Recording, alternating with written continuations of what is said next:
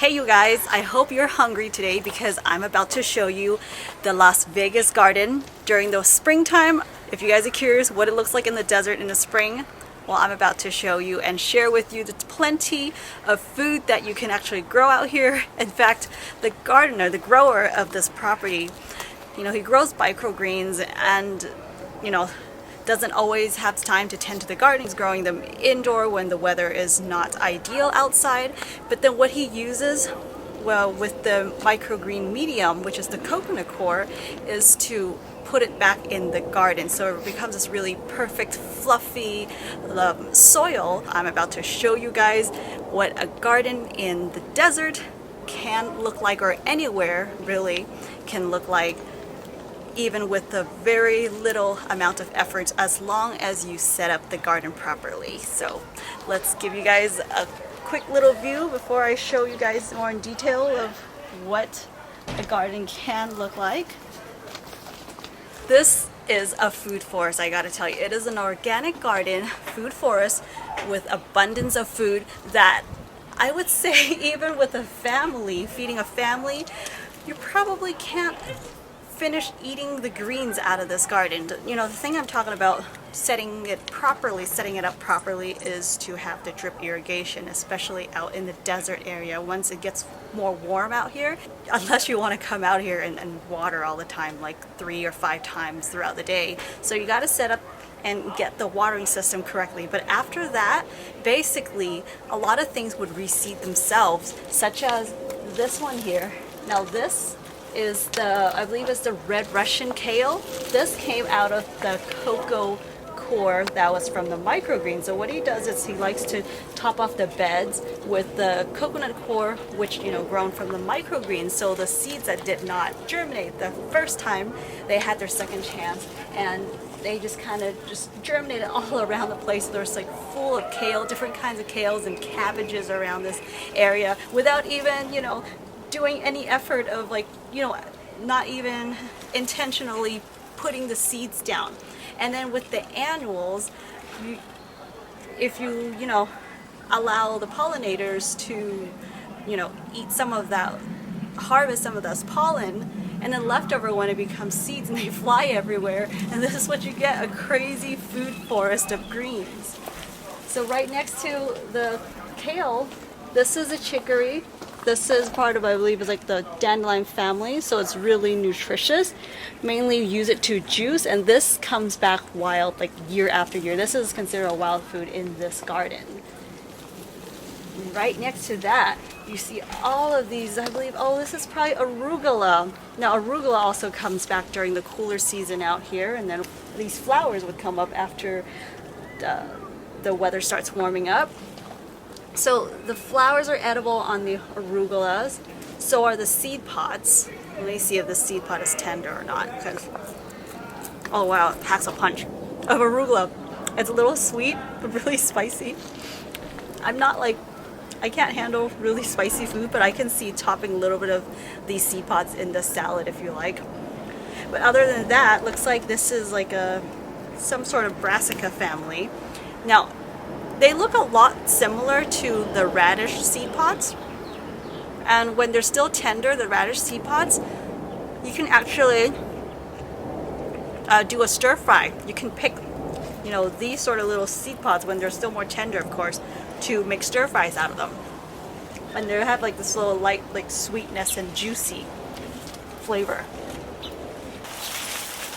Right here, we got this gigantic Swiss chard. I mean, I have seen Swiss chards here grown probably even 2 to 3 times the size. It popped up in the winter, probably just came up. This is probably like a 2 to 3 months old plant coming out, just from seed. And look at this thing. This is huge. So Swiss chards in China, they actually feed these to the pigs. Besides humans, of course, they feed these to the pigs. So these are really nutritious, really tasty, sauteed or juice or in soups. So there's just so much food here. This is one that comes back year after year in this garden by themselves. This is like sort of like an annual, and it just reseeds in the garden without any effort by the gardener. These are some Chinese water peppers. They are all over this garden. I'm going to show you in a little bit. There's this crazy patch of them, probably like tens of thousands of these microgreens. They're super spicy. Has like a really warm kind of a feeling, like sensation in your mouth when you eat it. And look at how dark this color is. I bet this is so good for you. It's just that I'm not a huge fan of spicy food, so too bad for me. But those microgreens look really neat. They're really, really pretty. I bet that they are packed with antioxidants. This is a lovage. It looks very much like a celery, but if you look closely, you can tell that the shape of this is a little more like smooth and round. It doesn't have as much of the angles like the celery, which is right here. So they both have a very similar taste, but the lovage, I haven't seen one that's gigantic, but I've heard that they can grow really big. So this plant actually didn't do so well when the heat came, and then they came back and looking really beautiful right now that the weather is still not too hot. And this is actually really good for the kidneys too, so this is really great for juicing. And herbs, don't forget about your herbs because they're super easy to grow. It's one of those, you know, you plant them once and it's there like a perennial. This is a woodworm herb, super strong. Look at this bed, you guys. These are some bugle weeds. They look pretty evil and deadly, or really, I don't know, wickedly cool. Look at this beautiful purple flowers. I wonder if they're edible. I mean, don't try this if you're not sure, but ooh, oh, sweet nectar. I wouldn't have guessed. I bet the hummingbirds love them. It has a little bit of a bitterness to it because it is part of the bugle, you know, weed. The leaves are really like strong bitterness, but look at the dark colors. So probably you'll just have like a leaf or two once in a while. It's definitely not considered like a culinary type of a plant, but man, these flowers are so pretty, and gotta like pick it off and suck the tip off, like oh, it's like honey. And right behind, they're sharing the bed with the Ashitaba. Ashitaba grows really well in the cool climate here in Zone 9 winter. They actually sweeten up a little more, so they taste better in the winter here. And Lula, what's that? And Lula sometimes eats the food here too. If they're sauteed and really tasty dish. So yeah, the Ashitaba are looking really beautiful here. In the summer, they definitely need a little more shade, and that's why they're you know, planted below this tree. This tree got a nice pruning late last summer, so it's giving out a little more sun than usual. Hopefully, the you know, as the weather warms up, it would kind of shade out a little more with the new growth on the tree. Let's go talk about something else. Here's another Ashitaba. Look at that. Wow. Usually it's pretty normal to see that Ashitaba, the outer leaves would kind of start turning yellow, especially because the new growth comes from the center. So you'll see all these new young, you know, stems coming out from the center, and the outer leaves will start to kind of yellow a little bit, like this one here. So I always encourage to, you know, eat from the outside, unless you want to pick off, I guess you can eat the best one, the best shoot, but usually eat from the outside in because it's going to turn yellow and it's just going to be a waste. But look at this one here. It's getting bigger, getting thicker. I assume that this Ashitaba might start to flower. So there's 1, 2, 3, 4, 5, 6, 7, 8 branches on this plant, which is quite a lot. Usually I see like, yeah, probably between 2 or 3 to 5 stems in one plant, but then the plants get bigger as it matures, and each branch is just like plenty of food. So if you see that the leaves are still a little yellow, you can still juice the stems. Look at this beautiful cabbage. Now this one came from the microgreen medium. Look at how gorgeous this is. It's like, didn't even have to plant it or try to sow it on here, but it just randomly like pop up in surprises. So pretty.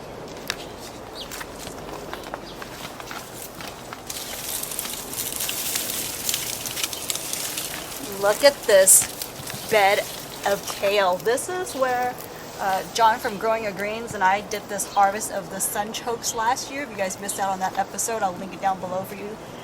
It's because last year this was like the place that got like the most sun in the garden, so decided to plant the sunchokes here. And then it's now been taken over during winter with these red Russian kales. This raised bed had a lot of the microgreen medium topping off this bed here, so it is like a forest. It's so bouncy of kale.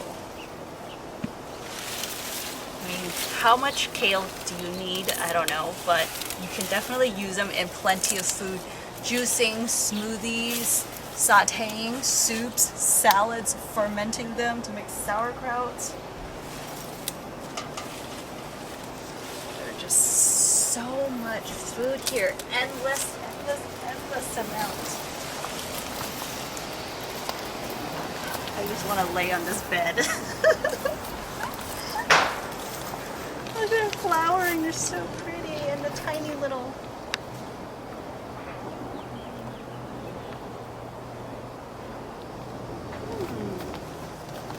See these little young seed pods from the kale. It's really tasty. They taste almost like really tender green beans. You gotta pick them when they just formed the pod. Look how tiny they are. They're good.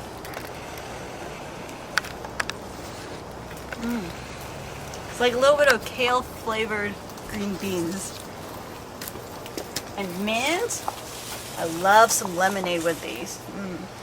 So mint is one of those, again, you plant it once, cut them back down every, before winter anyway, just so that they can come back up more lush and more dense anyway. And right behind, oh my goodness. Oh, this is what I wanted to show you guys. These are some self-seeding, it's like microgreens of Chinese water pepper. Oh my gosh. And I'm not even a fan of spicy food that much, but I'll try one for you.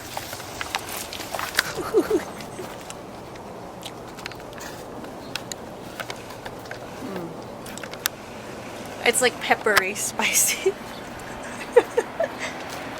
Wow, it's so powerful. Even it's like tiny little thin young leaf. Oh, it's almost like pepper oils in my mouth. Oh, actually, I'm gonna get some mint too. Some mint. Making some really good juice.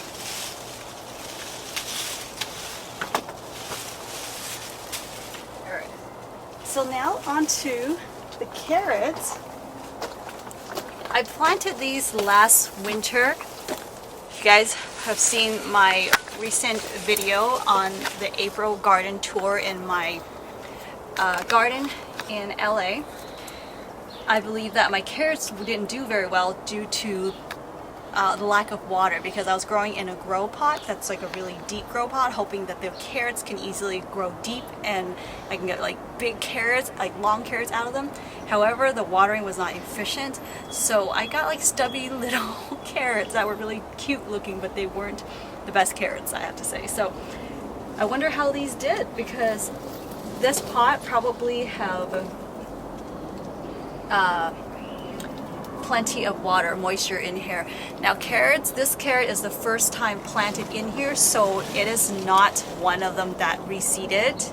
you know, it's not totally like part of this episode, but I do want to tell you that the carrots that flowered in my garden did come back up. So you can actually have carrots coming back, you know, year after year if you let them go to seed. So let's pop one out and see how it did.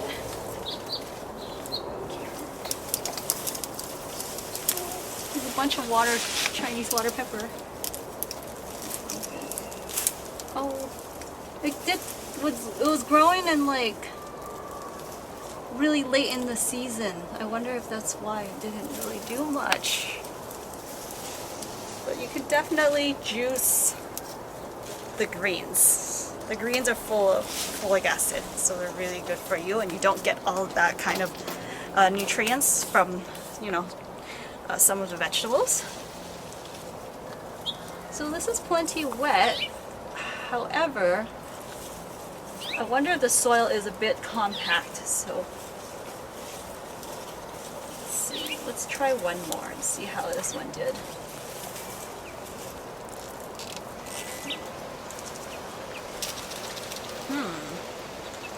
Oh yeah, see how like it tangled up? I think the carrots like really loose really loose soil so that the roots can easily go straight down, but this one has kind of wined itself, so I think the soil was not loose enough when these were planted. These are some red Veins Sorrel. These are really tasty when you add a little bit of it because it adds that tang to your food and the vitamin C, and just look how pretty these are. I heard that these make really good chips, so I'm gonna have to try them. And these ones kind of just divide. They'll just like grow like little new plants on the side. You can divide them up. And after they flower, you'll see like a bunch of these little ones that kind of just pop up all over the garden. Like this one's about to flower here. Or actually, yeah. They're so pretty.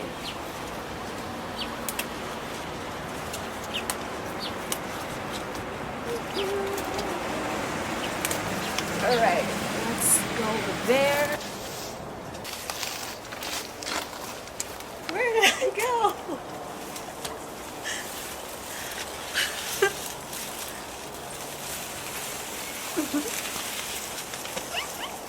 So this is not everyone's ideal garden, but definitely offers you a lot of food for barely, you know, tiny little bit of work that you do, so definitely no excuse for growing a garden. You do have to spend a little time at the beginning to get everything set up, but after that you can really like have very minimal tending to do to grow this much food.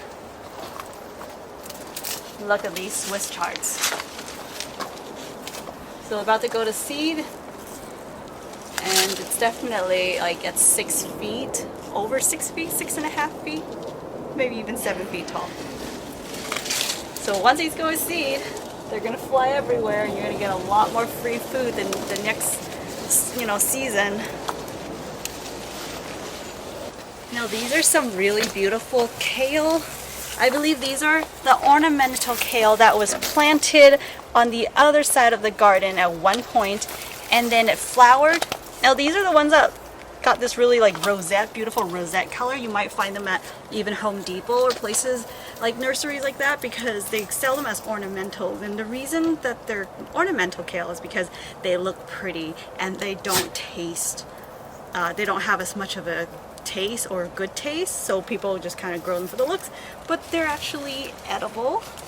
I mean, look at how beautiful this is. This is one that came out, you know, reseed from the other plant.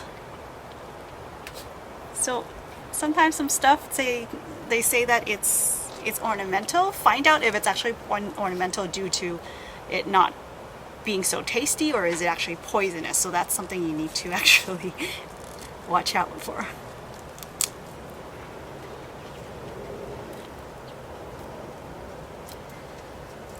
It has like a milder kale taste, but it does have flavor. I mean, I would be able to like identify this as a kale. It looks so pretty. And the purple one too, like they're just so pretty, like roughly. Don't they remind you of like those, is it like parsley or the curly kales that they display unlike the buffet tables. These two beds here got the Genera procumbens, which is also known as the longevity spinach. It's planted here just one time, and it somehow worked out as a perennial here in zone 9 because of, I believe it's because of the tree that was giving it some shade, also some coverage for the winter time, and it was growing like against the fence, which was giving it some warmth, you know, during the cold season. Even though this tree was cut down late last year, it was a concern that if that would actually, you know, leave the longevity spinach more bare, that it might die off in the winter, but actually lived. And instead actually has a little more yellowing, which is actually because of it being exposed to more sun, so the leaves are a little more tough on these, but thank goodness they actually survived it really well. And then these are the stingy nettles. Stingy nettles is one of those that would grow once and comes back up like a weed, so you got to be careful with them. It looks like there's some cilantro, coriander growing between them. Yeah, this garden is, as you can see, full of food. You can never go hungry here. Hope you like your greens, or, you know, pair them with many other foods out there. So I hope you guys enjoyed this episode and see that how easy, how effortless it can be to grow food. If you enjoyed this video, please like, share, and subscribe to this channel, and to hit that bell button for the notification so that you'll be notified when new videos are out. If you would like to connect with me, I'll have the links of my Instagram, my Facebook, and as well as my website if you would like to, you know, if you enjoy my work and you want to support me that way. I'd love for you to go check out those links that I will leave down below this video for you guys. Thank you, and I will see you guys back here in the next video. Bye!